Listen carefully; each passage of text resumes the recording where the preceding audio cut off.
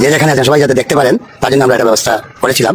তারই প্রেক্ষাপটে আমি এখন আপনাদের অবগতির জন্য জানাচ্ছি, দীপঙ্কর দাস দ্বীপের মরদেহ ঢাকা আসার পরে ঢাকা থেকে যখন সিলেটে রওনা হবে, আমরা আশা করছি 5টার মধ্যে তার মরদেহ সিলেটে আসবে। যদি 5টার মধ্যে সিলেটে আসে তাহলে 7টা পর্যন্ত আমরা গোপাটিলা সর্বজনকে দেখার জন্য মুক্ত রাখবো। কারণ সে গত মঙ্গলবারে সে পরলোকগমন করেছে।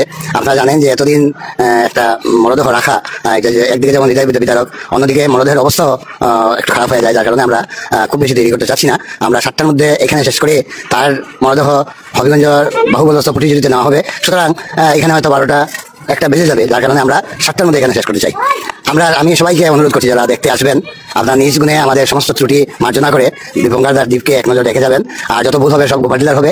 আপনারা আপনাদের স্বদায়িত্বে, স্ব উদ্যোগে এবং নিজ দায়িত্বে সুশৃঙ্খলভাবে তাকে দেখে যাবেন, এই অনুরোধ আমি করছি। আর সবাই আসবেন 5টা থেকে 7টার মধ্যে আমার সম্পর্কে জানানো। আর যদি কোনো কারণে দেরি হয়, ঢাকা থেকে আসবে, যখন আসবে তার থেকে 1 ঘন্টা আমরা এখানে রাখবো। যখনই আসবে ডেড বডি, যদি 7টার পর হয়ে যায় তাহলে যখনই আসবে তার থেকে 1 ঘন্টা আমরা এখানে রাখবো। ধন্যবাদ সবাইকে। আচ্ছা দাদা, আপনার যেটা আপনি বলছেন যে 5টা থেকে 7টা পর্যন্ত, আর যেহেতু গাড়ি ঘোড়ার ব্যাপার একটু হতে পারে, এটা সঠিক নয়। কিন্তু একটা মেসেজ হলো গিয়া, যেহেতু অনেকেই দিতে আসবে, তাদের প্রতি কোনো মেসেজ আছে যে তারা কিভাবে দিবে বা না দিবে? আমরা আপনি দেখতে পাচ্ছেন যে আমরা একটা মঞ্চ তৈরি করেছি এবং এই মঞ্চ এখানে আমরা কফিনটা রাখবো, কফিন যেটাতে তার মরদেহটা আসবে। আমি সবাইকে অনুরোধ করবো যে একটু সারিবদ্ধভাবে যদি সবাই চলে আসেন তাহলে দেখতে সহজ হবে। অনেক লোক দেখতে পারে যদি সারিবদ্ধভাবে আমরা সুশৃঙ্খলভাবে থাকি, এবং এখানে ফুল অথবা দেখা করা যাবে।